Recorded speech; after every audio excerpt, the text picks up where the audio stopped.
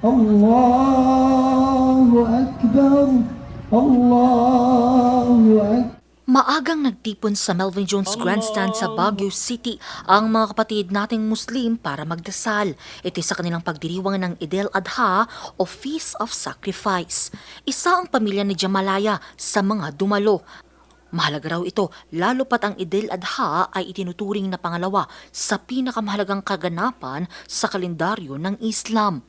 غير المغضوب عليهم ولا الضالين. Sa aming mga Muslim, dalawang beses lang po o dalawa lang ang selebrasyon namin.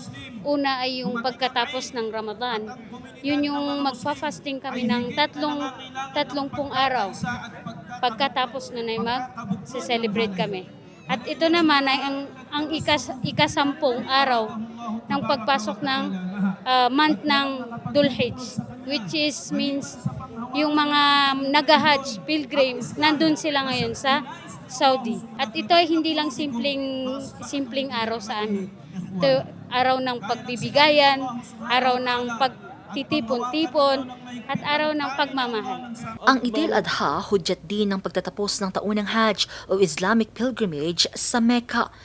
Ipinapaalala nito ang kwento ni Ibrahim o ni Abraham nang ialay nito kay Allah ang kanyang anak na si Ishmael. Ipinahihiwatig nito ang pagsunod at pagtitiwala kay Allah. Ngayong taon, naging sentro ng pagdiriwang ang panawagan para sa pagkakaisa sa gitna ng mga kontrobersyang kinakaharap ng bansa. Tayo ay mga Pilipino, dapat magkaisa tayo. Huwag mag-iwahiwalay dahil isang bansa lang tayo, isang flag at Pilipino. Lahat ng mga kamusliman, kumapit po tayo sa pananampalataya at humiling po tayo sa dakilang Panginoon na sana po ay manumbalik ang tinatawag na kapayapaan, makamit po natin ang pagmamahalang pagkakaibigan at saka pagkakaisa ng mga taong bayan, hindi lang mga Muslim kung hindi yung lahat po.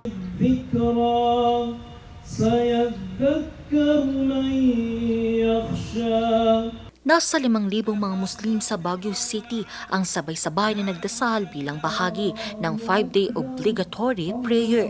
Allahu Akbar walillahil hamd. Bandang alas 7 na ng umaga nang matapos ang pagdarasal. Nagpaabot naman ng mensahe ng pagbati si Pangulong Ferdinand R. Marcos Jr. sa Muslim community. Anya, ang Eid al-Adha ay isang paalala tungkol sa pananampalataya, sakripisyo at pagkakaisa para sa pagmamalasakit sa kapwa at inklusibong bagong Pilipinas. Angel Arquero, RNG News.